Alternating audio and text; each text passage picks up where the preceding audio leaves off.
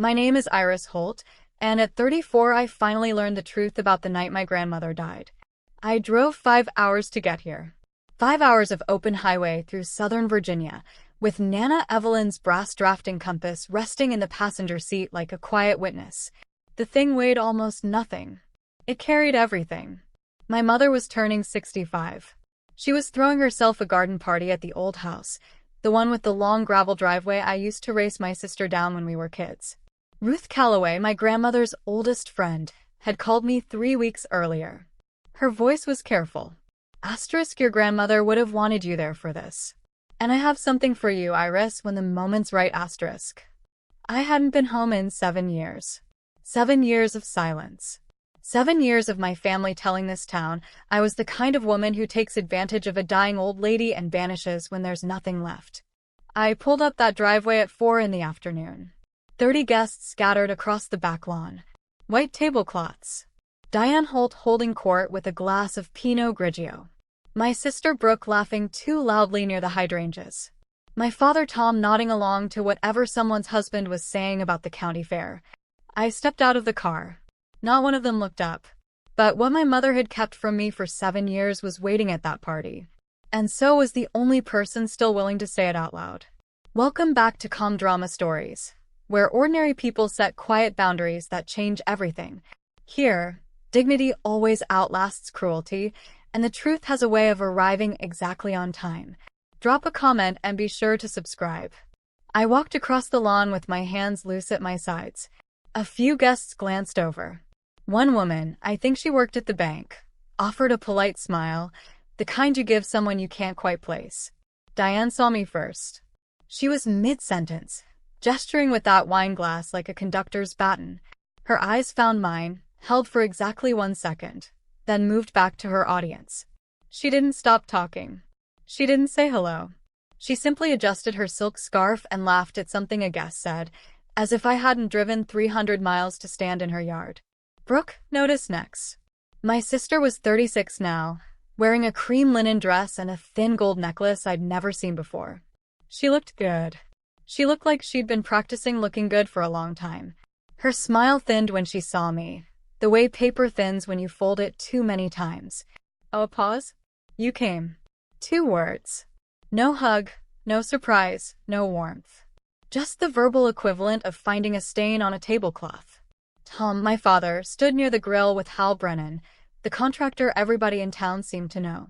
Dad caught my eye across the lawn and gave me a short, tight nod, like he was acknowledging a neighbor he owed money to. Then he turned back to Hal and kept talking.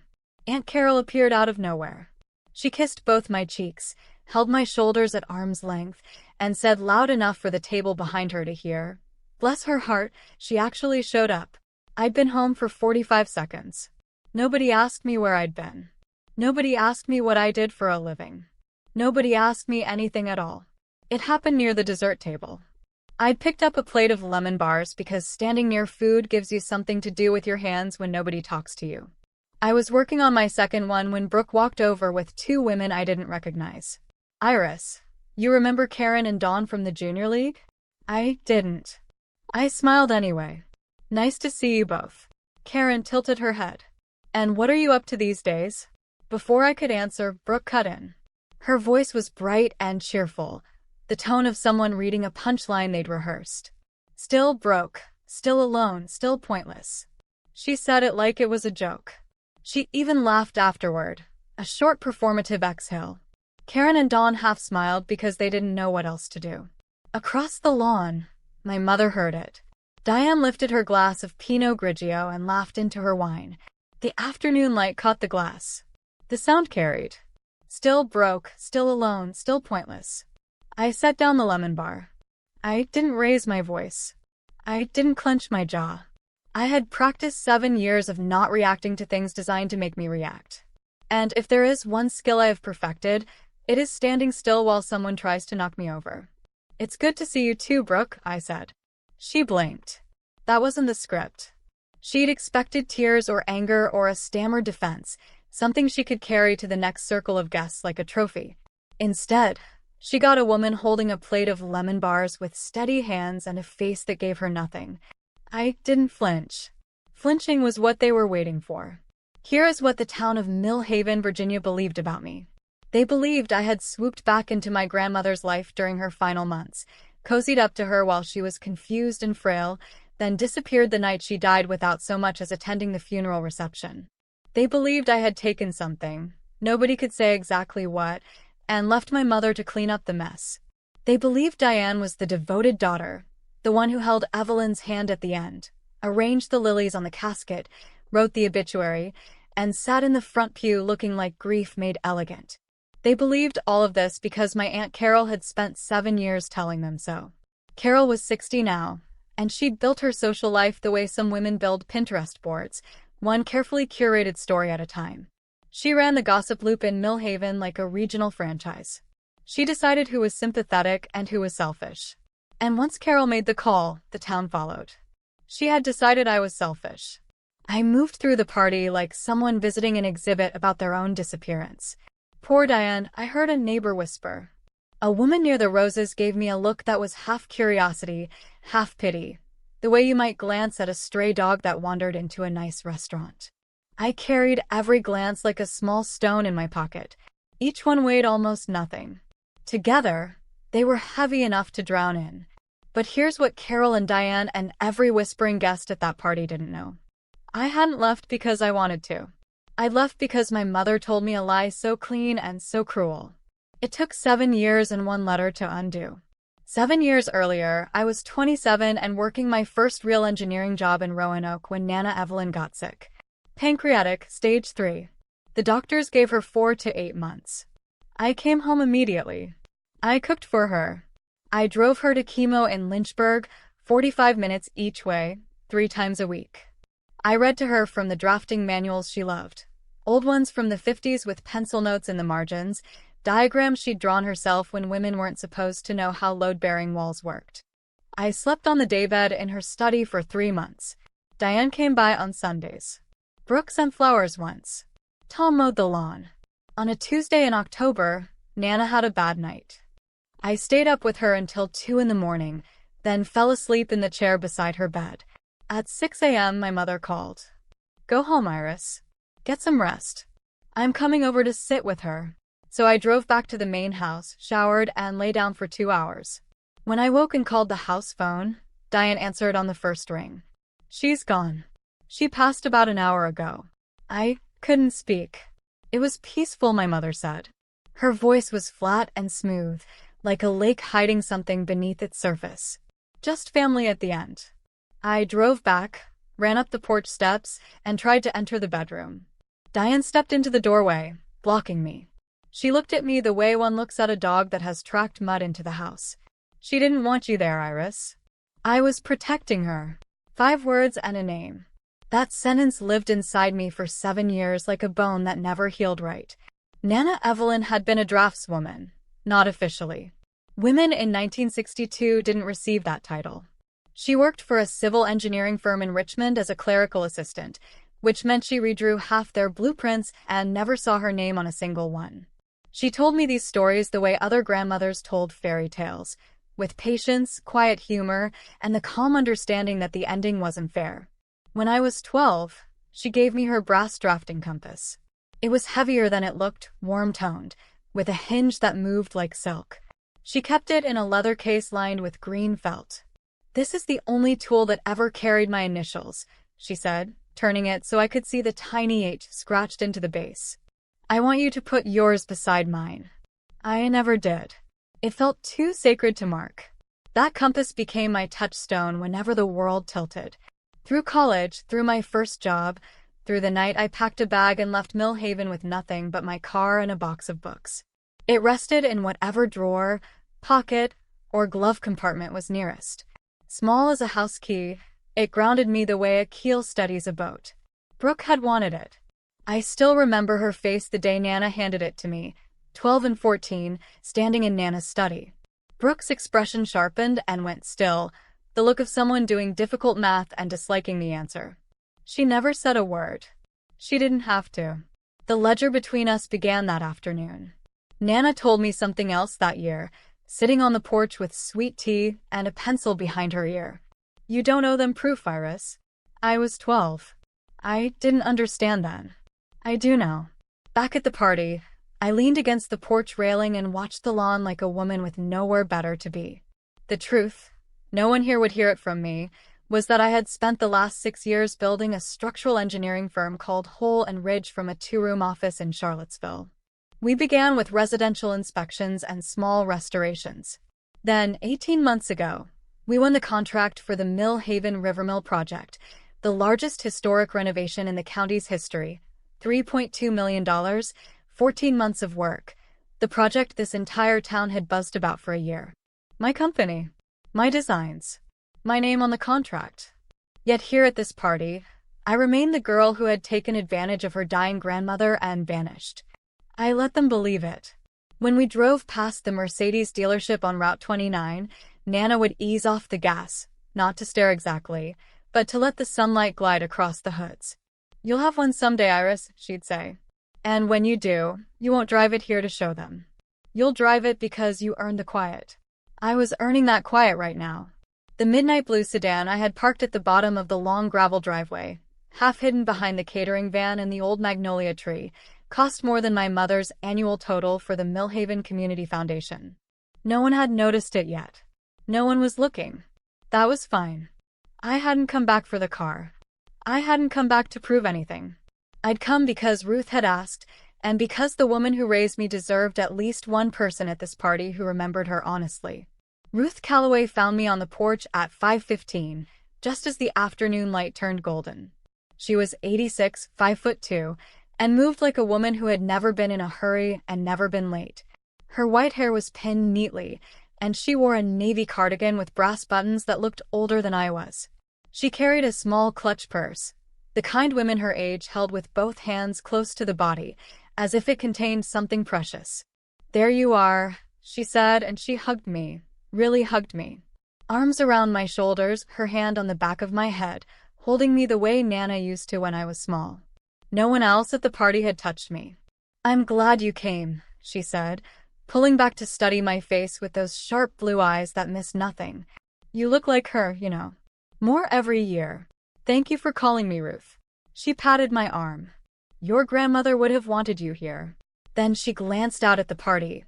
Diane holding court by the hydrangeas, Brooke refilling wine glasses with the careful performance of a daughter who needed witnesses. Something crossed her face, a tightening, the look of a woman who had kept a promise and was growing tired of waiting. "I have something for you," she said quietly. "When the moment's right." She squeezed my hand once, firmly, then walked back toward the lawn. "You ought to tickle." She paused near the dessert table, picked up a plate as if nothing had happened. 86 and still the best poker face in Millhaven. Whatever Ruth was holding had waited 7 years. It could wait a little longer, but I sensed it wouldn't have to. The party settled into its rhythm after 6. Someone strung lights overhead. Soft jazz drifted from a speaker near the back door. Diane moved between clusters of guests like a hostess at a gallery opening, touching elbows, laughing in that practiced way, ensuring every glass stayed full and every impression stayed managed. I sat at a table near the fence with a glass of water and watched my family perform. Brooke was telling a group about the Mill Haven River Mill restoration, the project she kept calling our town's crown jewel. She spoke of revitalization and heritage preservation while guests nodded, impressed. Brooke's husband, Chad, had joined the advisory committee. Diane had hosted 2 fundraising luncheons. Tom had donated lumber from his hardware store. The whole name was everywhere on that project, just not the right hole. I took a sip of water and said nothing. There is a particular discipline in listening to people claim credit for your work while you hold your glass steady and let them finish. I had been practicing it for years. I had grown very good at it. A woman named Donna, I recognized her from the school board, leaned toward me. "And what do you do, sweetheart?" Diane appeared beside me before I could answer. She placed her hand on my shoulder, the first time she had touched me all evening, and offered a soft, careful smile. "Iris is still finding her path. We're all rooting for her." The table offered sympathetic nods. Donna patted my arm. Diane floated away. "Still finding her path." I'd had my path since I was 28. I'd paved it myself. If you've ever walked back into a room that decided long ago who you were and still chose to stay calm, You already understand this story. Stay with me. The quietest part is still coming. And if this is landing, take a second to subscribe. The questions kept coming over the next hour, the way they do at parties in small towns where everyone has an opinion and no one has boundaries. Each time someone in my family answered for me. Hal Brennan asked what field I was in. Tom jumped in. She's been doing some work in the city. Office stuff. He said it the way you describe a hobby you didn't take seriously. Carol's friend Peggy asked if I was married. Carol herself answered loud enough for the next table. Our Iris is the independent type. And when the pastor's wife, a kind woman named Linda, asked gently if I'd found someone, Brooke appeared with a fresh glass of wine and said, "Some people are better solo, Linda." Trust me. Each answer was a small wall built around me. Not brick, something softer. Cotton and condescension. The kind of walls that don't look like walls until you realize you can't move. I let them build. Every wall they put up was one more thing they'd have to explain later. I kept my face pleasant. I asked about other people's children. I complimented the caterer's shrimp. I said, "How nice and wonderful and congratulations," until the words lost all meaning, the way a song loses its melody when played on repeat. At 7:15, I excused myself and walked inside to use the bathroom. On the way through the hall, I passed the closed door to Nana's study, the room where she'd taught me to read blueprints, where the compass had lived in its leather case on the second shelf. The door was shut. A coat rack stood in front of it like a sentry. I touched the knob. It was cold. I turned it. The study was gone. Not remodeled, erased. Where Nana's drafting table had stood for 30 years, there was now a treadmill. Her bookshelves, once packed with engineering manuals, pencil cups, and framed photos of bridges she'd admired, had been replaced by a white storage unit holding yoga mats and resistance bands. I spotted 2 cardboard boxes shoved into the closet labeled Evelyn Miscellaneous, in Diane's handwriting. 30 years of draftsmanship, boxed and shelved like old tax returns. The green felt-lined case where the compass used to sit was nowhere. The smell of cedar and old paper was gone. It smelled like lavender air freshener now. Diane had turned it into a home gym. I stood in the doorway for 10 seconds and let the room tell me everything I needed to know about how thoroughly my grandmother had been replaced. Evelyn Holt, who had drawn load calculations in the margins of library books and sketched bridge trusses on napkins, who had fought for every inch of professional respect in an era that gave women none. Her workspace had been converted into a room for Diane's Peloton schedule. My hand went to the compass in my jacket pocket. The brass was warm from my body heat. I pressed my thumb against the hinge where the EH initials were scratched and felt my anger rise. Not a flood, just a slow, clean pressure, like water behind a dam. I let it settle. Anger was a luxury I couldn't afford. Not here. Not now. The compass was proof she had existed. The room was proof they wanted her forgotten. I closed the door. I walked back down the hall with my shoulders straight and my face blank. Nobody noticed I'd been gone. Nobody noticed anything about me, which, as it turned out, was exactly the advantage I needed. I sat back down at my table. Ruth caught my eye across the lawn and gave the smallest nod. Almost time. My father found me alone near the drink station at 7:30. The sun was low now, the kind of golden hour that makes everything look warmer than it is. Tom Holt was 66. He had the build of a man who'd spent 40 years lifting lumber and the posture of a man who'd spent the same 40 years trying not to be noticed. He poured himself a lemonade and stood next to me without looking at me directly, the way you might stand near a painting you weren't sure you were allowed to touch. "Long drive," he said. 5 hours. Roads were clear, mostly. We stood in silence. The jazz playlist moved to something with a trumpet across the lawn. Diane was organizing a group photo. "Your grandmother," Tom started. He stared at his lemonade. "She would have liked you being here." Something cracked open behind his voice. Thin. Fragile. The sound a branch makes before it falls. I waited. I wanted him to say more. I wanted him to say he was sorry, or that he'd known, or that he should have called. "Tom." Diane's voice cut across the lawn like a bell. "Get over here for the photo. Bring your glass." He flinched. A micro-movement. A twitch of the jaw that lasted less than a second. Then he straightened his shoulders, picked up his glass, and walked toward the photo group without finishing his sentence. That was my father. He'd been starting sentences about my grandmother for 7 years and never finishing them. He had been walking away from almost truths for so long that the walking had become the truth. I watched him take his place beside Diane. She put her arm around him. He smiled for the camera. The portrait of a family with no missing pieces. Except the piece was me. 8 o'clock. The sky was lavender. Somebody lit the citronella candles, and the smoke curled through the air like punctuation. Brooke had had 3 glasses of wine by now, and her performance was getting sloppy. The careful linen dress composure from earlier had loosened into something sharper, the way a polished floor gets slippery when wet. She stood in the middle of a circle of guests, 6 or 7 women, Karen and Dawn among them, and raised her glass. I want to say something about Mom. The circle quieted. A few guests turned. 65 years of being the backbone of this family. 65 years of holding us together, especially after we lost Nana. Brooke's voice caught. Perfectly timed. Just enough tremor. Mom was the one who carried us. The one who stayed. She looked directly at me. Every woman in that circle followed her gaze. Some of us stayed, and some of us didn't. Feet. A smile that wasn't. But tonight isn't about what's missing. Tonight is about what's here. Scattered applause. Carol dabbed her eye. Diane pressed a hand to her chest and mouthed, "Thank you." I sat still. I held my water glass with both hands and felt the condensation drip between my fingers. The message was clear. I was the absence. I was the failure of loyalty. I was the daughter who left while Diane stayed and held everything together. 30 guests heard it. 30 guests accepted it. The narrative had been reinforced for 7 years, and Brooke had just shellacked it in front of everyone who mattered. Ruth was watching from the far end of the lawn. She set down her plate slowly. She looked at me with an expression I could read from 30 feet away. No. Ruth found me by the fence 5 minutes later. The party noise was behind us. The sky was going dark.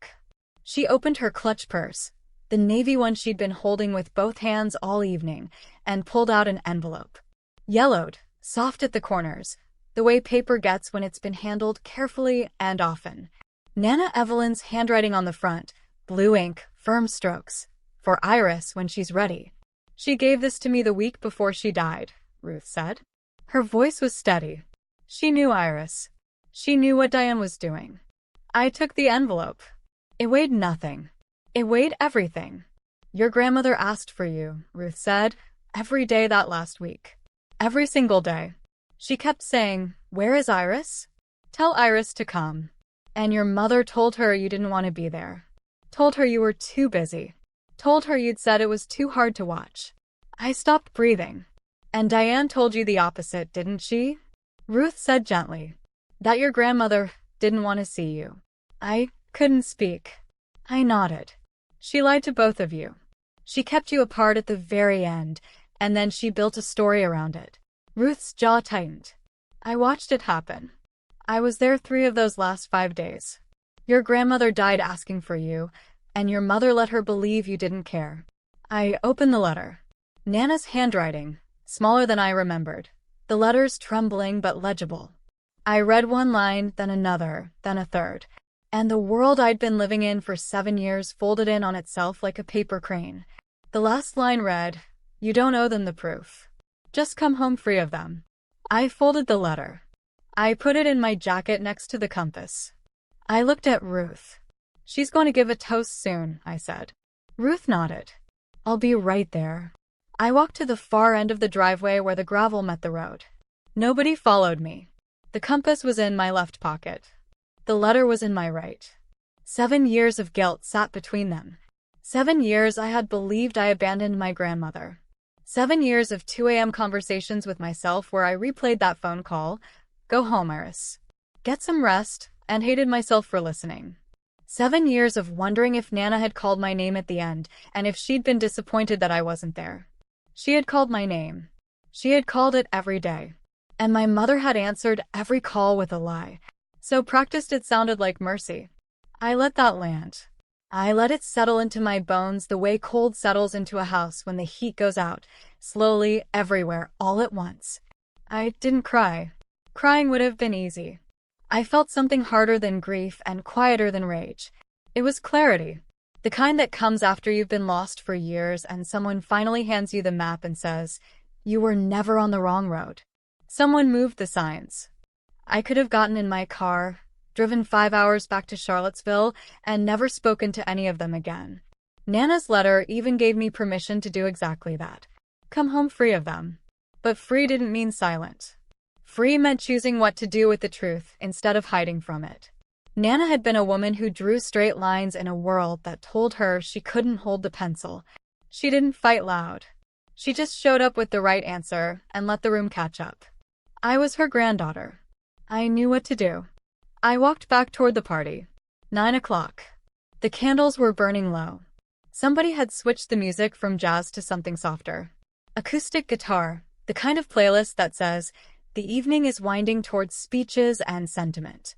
I found a seat near the edge of the main table, close enough to hear, but far enough that nobody felt the need to include me.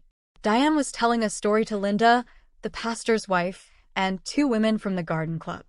Her voice was warm and rounded, the voice of a woman who had perfected the art of being admired. "Those last days were so peaceful," Diane said. She touched her collarbone. "It was just family at the very end.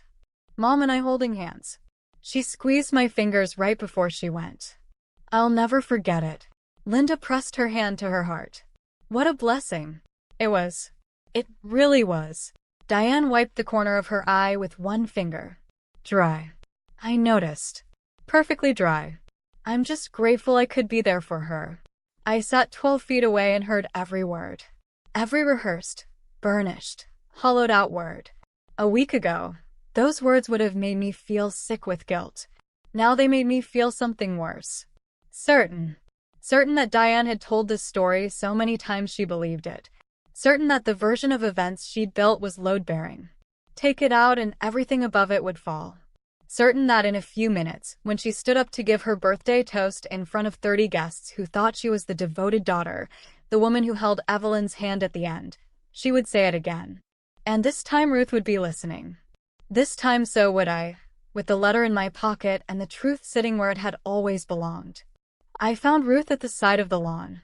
She was sitting in a folding chair with her purse on her lap, and the kind of patience that only comes from being old enough to know that most things arrive when they're supposed to. She's going to say it again during the toast, I told her. The peaceful ending. Just family. The whole story. Ruth looked at me. She's been saying it for 7 years. And if I say something, if I stand up and call it a lie, they'll say I'm the bitter daughter who came back to ruin a birthday party. They might. But if you're there, if you tell them what you saw, I'll tell them the truth. Ruth said it simply the way you'd say the sky is blue. I was there, Iris. I watched your grandmother ask for you until she couldn't ask anymore. I can tell every person at this party exactly what happened. She paused. But only if you want me to. I thought about Nana's letter. You don't owe them the proof. Just come home free of them. Here was the thing about that line. Nana had written it for a granddaughter who didn't know the truth yet. A granddaughter who still believed she'd been the one to fail. Now I knew better. And freedom, real freedom, wasn't walking away from a lie. It was standing in the same room as the liar and letting the truth breathe. I want them to hear it, I said. Ruth squeezed my hand. Then they will. I walked back toward the main lawn. The magnolia at the bottom of the driveway was backlit by the porch light, and beyond it, parked in the glow, was my car. Nobody had noticed it yet. They would. There's a moment in every quiet person's life when staying silent stops being strength and starts being permission. I had just reached mine. If you've reached yours too, comment truth below and let's keep going. 9:15. The speeches were coming. You could feel it the way you feel a storm, a shift in the air, a gathering. Diane had gone inside to freshen up. Brooke was arranging the cake table. Tom was fiddling with the speaker. I stepped off the porch and walked toward the front of the house. The whole property sat on 2.5 acres, most of it behind the house. But the front, the part that faced the road, was all driveway. 160 feet of pale gravel lined with boxwoods, ending at the street in a wide turnaround. It was the kind of driveway that announced you before you arrived. A few guests had drifted to the front. Some were smoking. A couple was looking at the sky, pointing out early stars. Someone's teenager was sitting on the stone wall, scrolling her phone. My car sat at the far end, just past the magnolia in the pool of light from the porch lamp. A midnight blue Mercedes S-Class sedan. Current year, Virginia plates. The kind of car that doesn't shout. It just waits for you to look. I hadn't parked it there for drama. I'd parked it there because it was the only open spot when I arrived.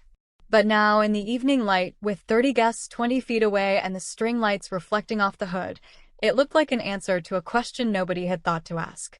Hal Brennan was the first to notice. He'd been standing near the boxwoods with a beer, talking to Tom's neighbor, when he stopped mid-sentence and tilted his head. "Whose S-Class?" he said. He said it the way contractors notice cars, appreciating the machine, doing the math. Nobody answered. I was standing 10 feet away, keys in my hand, the brass compass pressing warm against my thigh. 3 things happened in the next 60 seconds. First, Hal walked closer. He circled the car the way a man who builds things circles something built well. Slow, respectful, counting the details. He crouched near the rear quarter panel and looked at the badging. Then he straightened up and looked at me. "This yours?" "It is." Second, Brooke came around the side of the house with a tray of champagne flutes. She saw the car, saw me, and the tray tilted 6 degrees. The glasses clanked. She caught them, but the sound carried and 5 or 6 guests turned. "Whose car is that?" someone asked.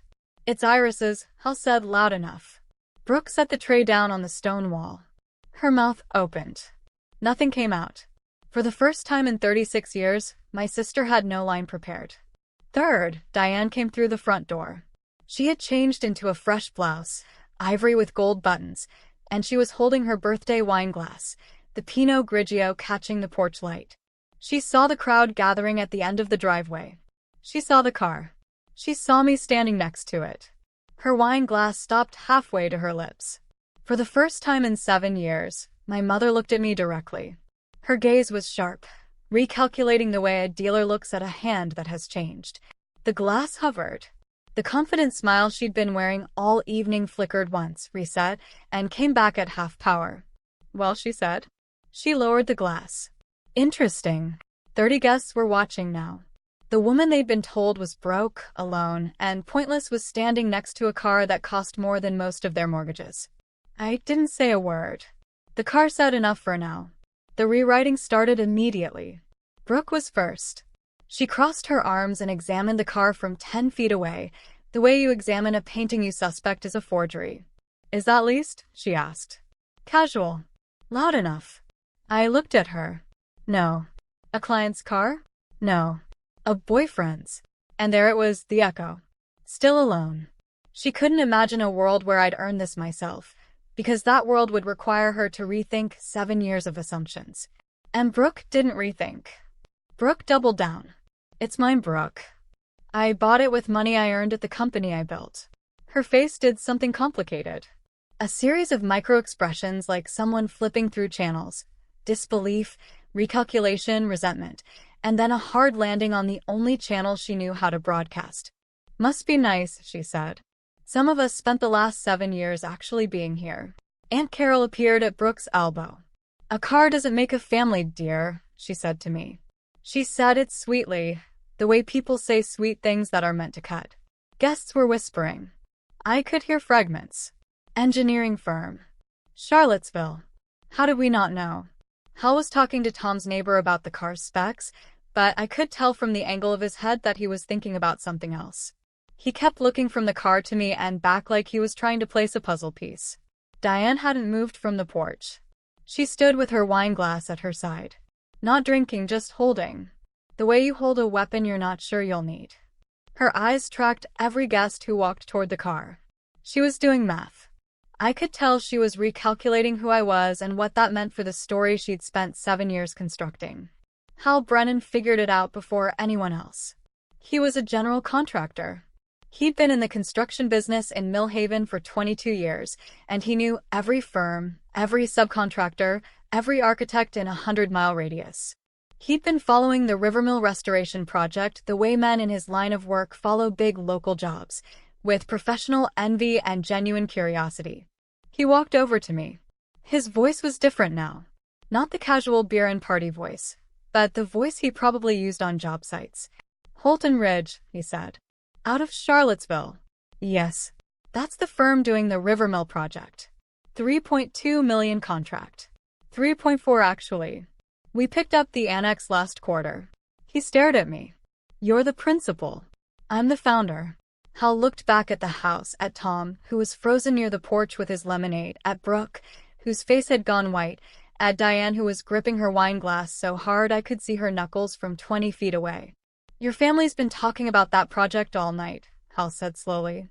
Your sister brought it up twice. Your mother mentioned it in every conversation I overheard. They kept calling it the town's crown jewel. It is. And it's ours. It's my firm. He let out a low whistle.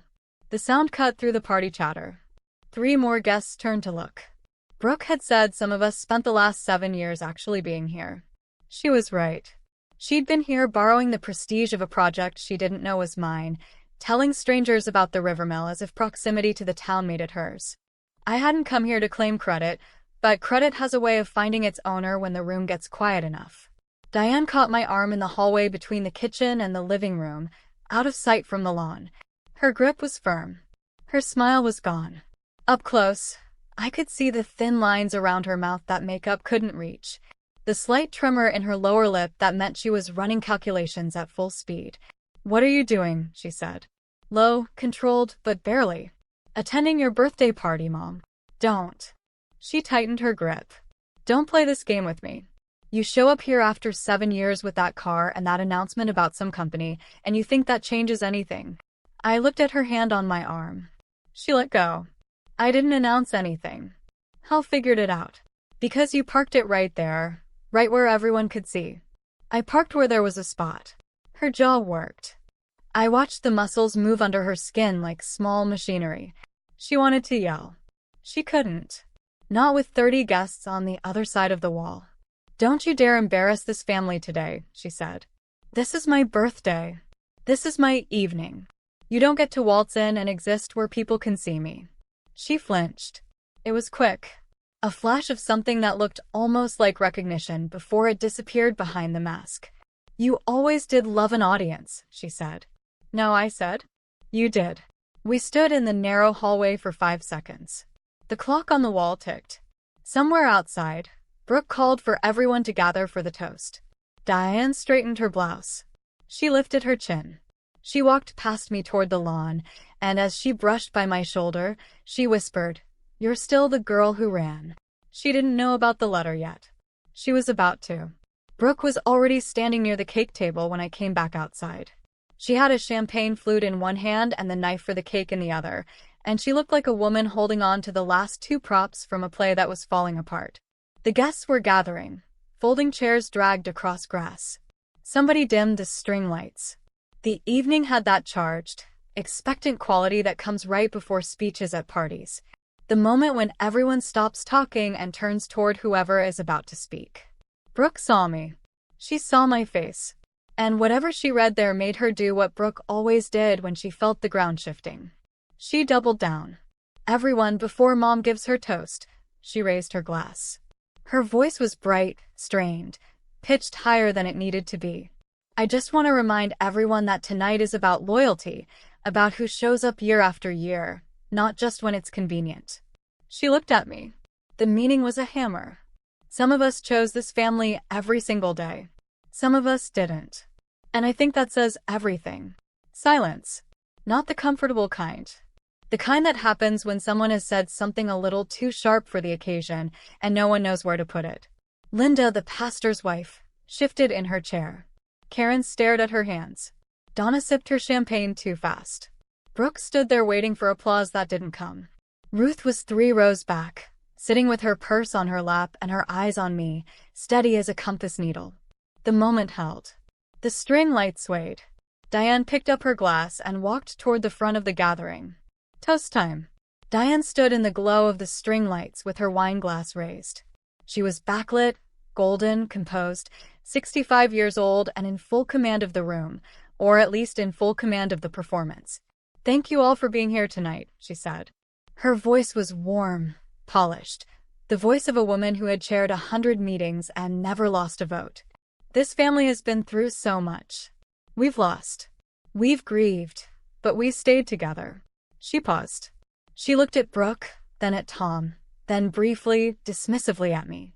And I want to raise a glass to my mother, Evelyn, who taught me that family is about who stays, not who leaves. The crowd murmured. Glasses lifted. A few people said, "Hear, hear." The letter was in my right pocket.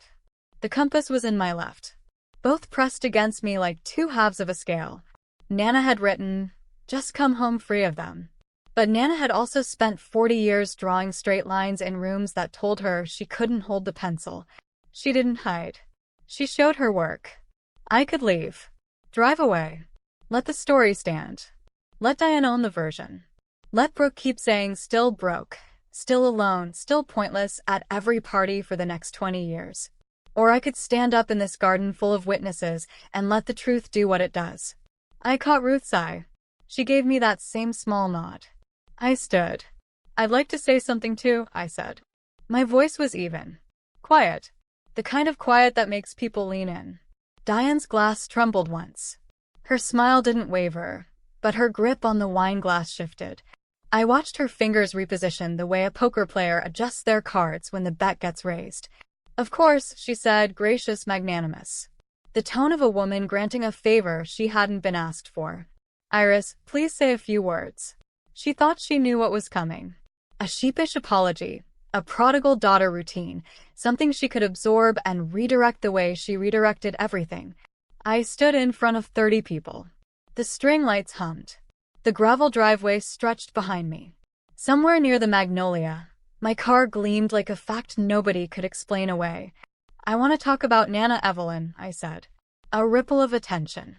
Nana was sacred ground in Millhaven. She'd been beloved. Everyone here had a memory of her. Her cobbler at the church potluck. Her blueprints tacked to the coffee shop bulletin board. The way she remembered every child's name and every dog's breed. Diane stiffened. "This wasn't the script." "Mom, you just said family is about who stays." "I agree." I kept my voice level, steady, the same tone I'd use in a client meeting when the numbers were in my favor and the room needed to catch up. "So I want to tell everyone here who stayed with Nana at the end." Diane's smile was still holding, but the infrastructure underneath it was cracking. I could see it in her posture, the slight backward lean, the way her left hand moved to her collarbone, the involuntary swallow. "Iris," she said, a warning soft enough that only I could hear. "Don't." I looked at her. I had never been calmer. "I'm not going to say anything that isn't true." 7 years ago, I said, I spent 3 months living in Nana's study. I drove her to chemo in Lynchburg 3 times a week, 45 minutes each way. I cooked her meals. I read to her. I slept on the daybed next to her drafting table. Nobody spoke. Linda's hand went to her mouth. On the last morning, my mother called me and told me to go home and rest. She said she'd sit with Nana, so I left. And while I was sleeping, Nana died. I paused. When I called, my mother told me it was peaceful, just family at the end.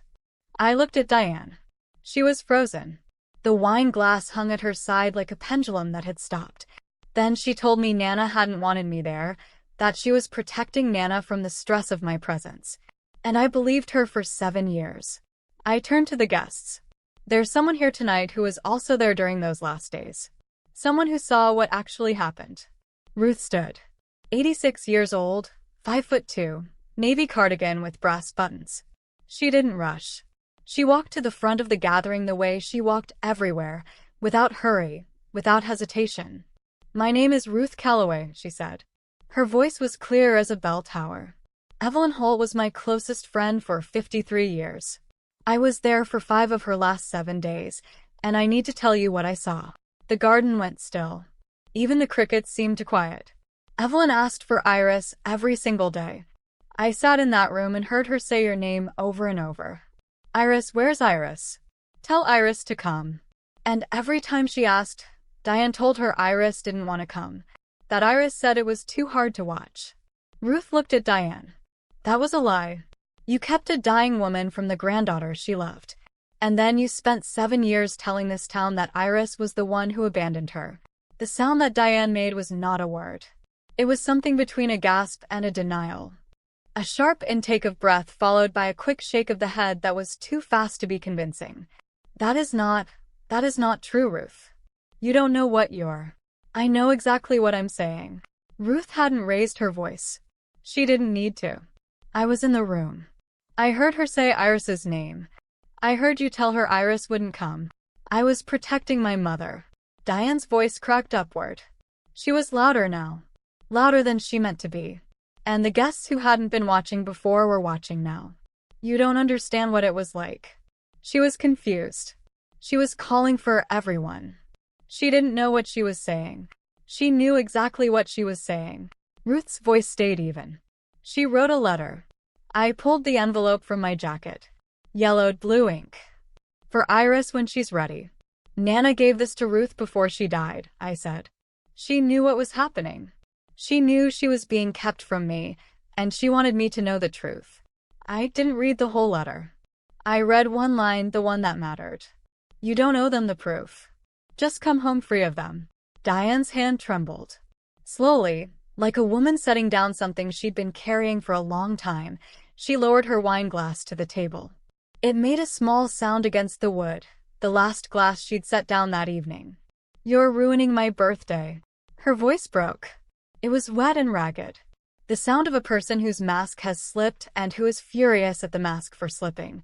After everything I did for this family, you come back and you do this. You ruin everything. She didn't say sorry. She didn't take it back. She collapsed into blame the way a building falls straight down into its own foundation. The party came apart at the seams. Not all at once. Slowly, the way a room empties when nobody wants to be the first to leave, but nobody wants to stay. Karen stood up and said something about needing to relieve the babysitter. Donna followed 30 seconds later with a vague mention of an early morning. Peggy touched Carol's arm, whispered something, and walked toward the driveway without looking back. Carol herself stood perfectly still, mouth slightly open, the machinery of her gossip engine grinding to a halt for what might have been the first time in 20 years. She had built her social currency on Diane's version. The version had just been recalled. The pastor's wife, Linda, sat with her hands folded in her lap and her eyes on the ground. The pastor himself had his hand on her shoulder, and he looked like a man who'd just realized he'd been endorsing a story he never should have believed. Brooke was crying, actually crying. Not the rehearsed tears from the toast earlier, but the ugly, uncontrolled kind, the crying of a woman who'd organized her entire identity around being the daughter who stayed and was now watching that framework buckle. And Tom, my father, stood at the edge of the lawn with his lemonade glass, and he would not look at me. He stared at the grass, at his shoes, at a spot on the ground where nothing was happening. Because looking at me would have meant acknowledging that he had known. Maybe not everything, but enough, and he had chosen silence for 7 years. I stood in the middle of it all and felt the evening settle. Brooke had called me still broke, still alone, still pointless. I was still here, still standing, still Nana's. I could have said more. I could have told every person on that lawn that the Rivermill project, the crown jewel, the heritage restoration, the thing my family had been name-dropping all night, was contracted to my firm. That the whole name on the project was mine, not theirs. That the prestige they'd been borrowing had an owner, and she was standing right here. I could have pulled the contract, redirected the work, made a phone call on Monday that would have unraveled every ribbon-cutting photo opportunity Diane had been planning. I didn't. I reached into my jacket pocket and wrapped my hand around the brass compass. The metal was warm. The hinge was smooth. The EH initials pressed into my palm like a handshake from someone who wasn't here anymore, but whose opinion was the only one that mattered. I didn't come here to take anything from anyone, I said. My voice was the quietest it had been all night. I came because Ruth asked me to, and because the woman who raised me deserved at least one person at this party who remembered her honestly. I looked at Diane, at Brooke, at Tom. I'm not going to stand here and list what I've built. You can look it up if you want. Or don't. It doesn't change anything. I slipped the letter back into my pocket next to the compass. What changes is the truth. That's all I came to bring home. I turned. I walked down the gravel driveway. The sound of my shoes on the stones was the loudest thing in the yard. Nobody followed me. Nobody called my name. And for the first time in 7 years, that silence belonged to me. The gravel driveway crunched under my tires at 9:47. The rearview mirror showed the house getting smaller. String lights, white tablecloths, the silhouette of guests filtering toward their cars. The party was over. Everyone knew it. I drove 5 hours home with the windows down and the compass on the passenger seat where it had started that morning. The letter sat in my jacket pocket. I didn't play music. I didn't need to. In the weeks that followed, the math of Millhaven recalculated. Ruth told me later in a phone call from her kitchen. Diane had been asked to step down from the Millhaven Community Foundation Board. Not fired, asked. The kind of asking that comes with lowered voices and phrases like, perhaps it's best for everyone. She'd chaired it for 11 years. The board replaced her in a single vote. Aunt Carol went quiet. For the first time in 2 decades, her commentary on the Holt family dried up because the story she'd been distributing had been publicly amended in front of every person who mattered. Brooke sent me a text 3 weeks later. It said, I hope you're happy. No apology, no admission, no curiosity about whether the things Ruth had said were true. Just 4 words aimed at making her discomfort my fault. I didn't reply. Tom never called. I hadn't expected him to. Some men spend their whole lives choosing peace over truth. And by the time they realize the peace was never real, the phone feels too heavy to pick up. The Rivermill project continued on schedule. My firm hit every milestone. The town got its heritage restoration, and nobody on my team ever knew their principal had grown up 3 miles from the site. That was my business. The work spoke for itself. Ruth and I talked every Sunday at 2. She'd tell me about her garden, and I'd tell her about load calculations, and neither of us mentioned the party unless the other one brought it up first. She was 86. She'd earned the right to talk about whatever she wanted. Once she said, your grandmother would be proud of you. Not for the company or the car, for the standing still. I kept that sentence the way I kept the compass. Close quiet mine. On a Monday in October, 7 years and 1 month after I'd left Millhaven, I cleared a space on my drafting desk at the office in Charlottesville. I set the brass compass there, standing upright in a small wooden block my shop foreman had carved for it, EH, and the ghost of a granddaughter's thumbprint on the hinge. The letter I kept in the top drawer. Some mornings I opened it. Most mornings I didn't need to. The words had moved from the paper into my bones. You don't owe them the proof. I worked. I designed. I built things that would outlast the people who doubted I could hold the pencil. Diane had my number. She never used it. Brooke had my email. She used it once to ask if I'd contribute to a family photo album for Tom's birthday. I declined. The terms were mine now. If they ever wanted to talk, really talk with honesty and no audience, the door was unlocked. But I was done walking through theirs. Nana had said to come home free of them. I'd done something better. I'd come home, told the truth, and driven away free of the version of myself they'd built without me. That was what I'd driven home. The truth. And it cost me nothing but 7 years of believing a lie. It turns out the most expensive thing I ever brought home wasn't parked in the driveway. It was a yellowed envelope and the 86-year-old woman brave enough to hand it to me. That's my story. 7 years of silence, 1 letter, and a truth that arrived right on time. If someone rewrote your story too, take this as your sign to live free of it. Drop a comment, hit subscribe, and I'll see you in the next one.